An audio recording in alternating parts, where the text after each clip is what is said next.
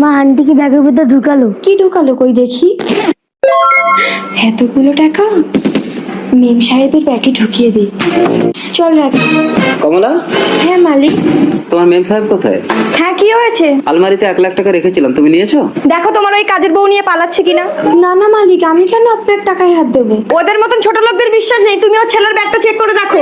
আর যা হবার হবে, আমি আমার ছেলের ব্যাগ চেক করতে দেবো না। কেন? তোমরা যদি চুরি না করো তাহলে ব্যাগ চেক করতে দিচ্ছ না কেন? কারণ রত্না, তুমি ওকে এভাবে বলতে পারো না। ও এই বাড়িতে কাজ করে ঠিকই, কিন্তু এই বাড়ির সদস্যের মতো। বাড়ির সদস্য না? আমার জন্য একটা শাড়ি আনলে ওর জন্য একটা শাড়ি আনো। ওর ছেলেকে স্কুলে পাঠাচ্ছ, কাজের লোক কাজ করবে, বাড়ি চলে যাবে। সন্দেহ করো না রত্না। আচ্ছা কমলা, তোমার ব্যাগে যদি টাকাটা পাওয়া যায়, আমরা বসে ব্যাপারটা মিটিয়ে নেবো। তুমি কেন ব্যাগটা চেক করতে দিচ্ছ না? ব্যাগটা চেক করতে দিলেই তো সমস্যা মিটে যায়। আমার একটা শর্ত আছে, আমার ছেলের ব্যাগ চেক করলে মেম সাহেবের ব্যাগও চেক করতে হবে। ঠিক আছে, এত বড় কথা? তাহলে যার ব্যাগে টাকা পাওয়া যাবে সেই চোরকে কিন্তু আমি বাড়ি থেকে তাড়িয়ে দেবো। তখন কিন্তু কোনো কথা শুনবো না। ঠিক বলেছো। ঠিক আছে, টাকা ব্যাগ দেবো। রাকেশ ব্যাগটা দে তো। দেখুন, ভালো করে দেখুন। কোথায় টাকা? কোথায় টাকা? কোথায় কোথায় টাকা? কই, কিছুই তো নেই। কি বলছো রত্না?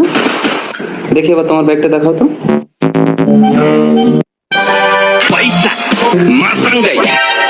টাকাটা তোমার ব্যাগ থেকে বেরোলো, তার মানে টাকাটা তুমি চুরি করছো। আমি চুরি করিনি। তুমি নিজের ঘরে নিজে চুরি করছো? ছি রত্না, বেরিয়ে যাও আমার ঘর থেকে। কিন্তু বিশ্বাস করো, আমি নিজের হাতে ওর ব্যাগে টাকাটা ঢুকিয়েছিলাম।